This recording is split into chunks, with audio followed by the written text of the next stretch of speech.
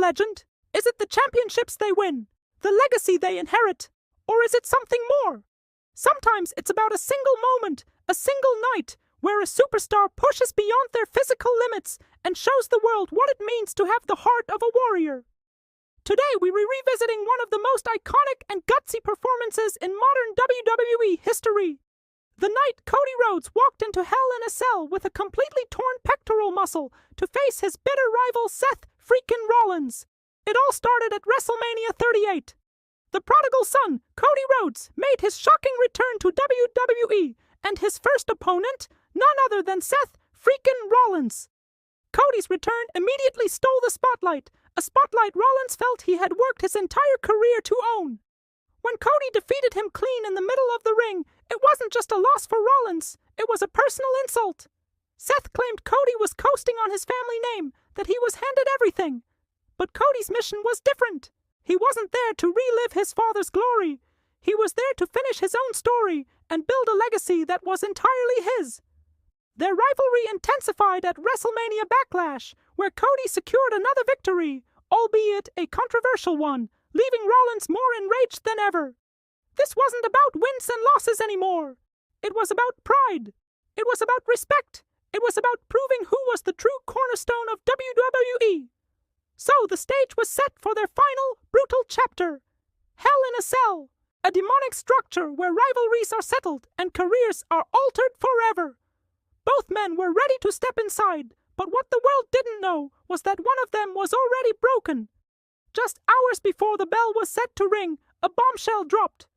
WWE announced that Cody Rhodes had suffered a completely torn pectoral muscle while training. The news spread like wildfire. Fans were in disbelief. How could he possibly compete? An injury that severe would sideline any athlete. Speculation ran rampant. Would the match be cancelled? Would a replacement be found? But then, the familiar chords of Kingdom hit the arena speakers. The crowd rose to its feet, and out walked Cody Rhodes. The sight was absolutely shocking. The entire right side of his chest and his arm were a horrifying shade of deep purple and black.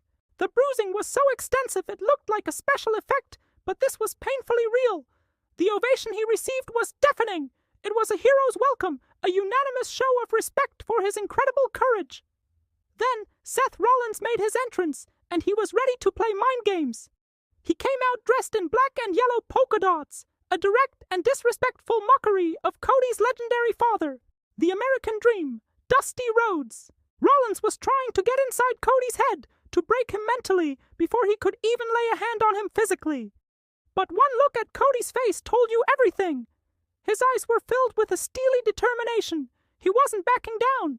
He was ready to fight through unimaginable pain. The cell door locked, the bell rang, and the atmosphere was absolutely electric. The match began with a tense standoff. Rollins, like a shark circling its prey, cautiously tested Cody's injured arm. The first strike landed, and Cody's scream of agony echoed through the arena. Seth's sadistic smirk confirmed he had found his target. From that moment on, every move was a calculated assault on Cody's mangled chest.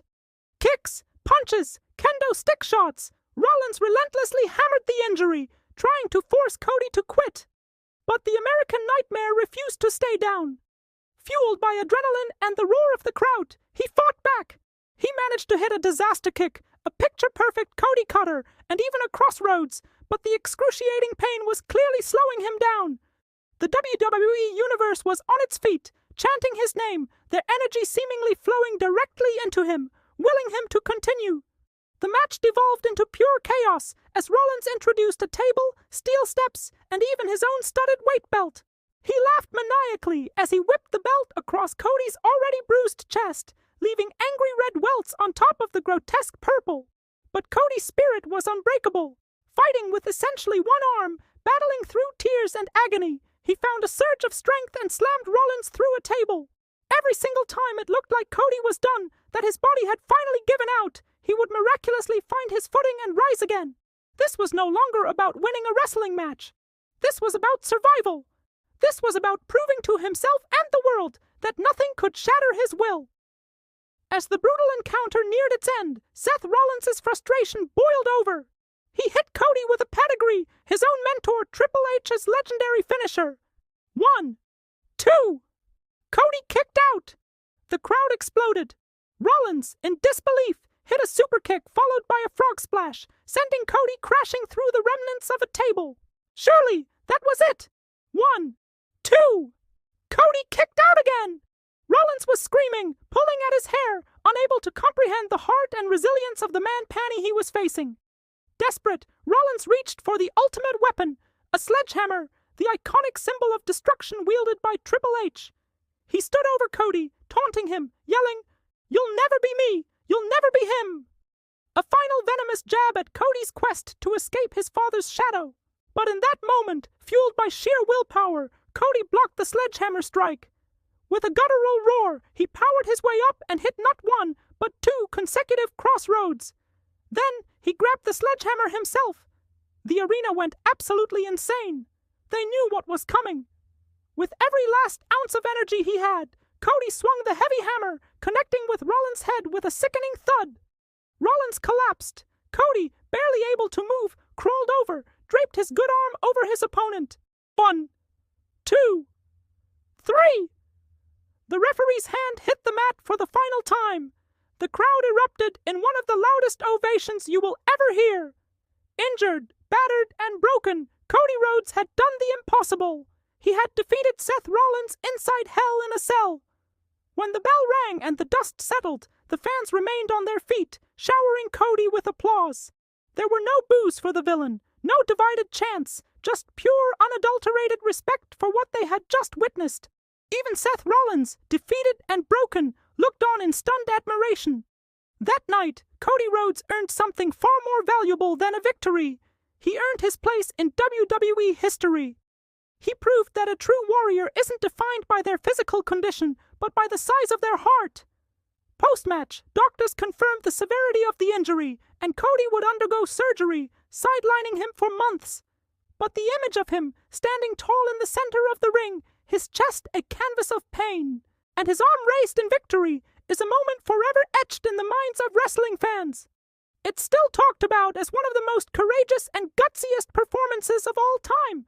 It was the night Cody Rhodes proved he wasn't just Dusty's son. He was a man who was forging his own path, a path paved with pain, passion, and indomitable pride. Inside that cell, Cody Rhodes didn't just defeat Seth Rollins. He defeated doubt. He defeated his physical limitations. He truly became the American Nightmare, a living symbol of heart and heroism in WWE. Thank you so much for watching.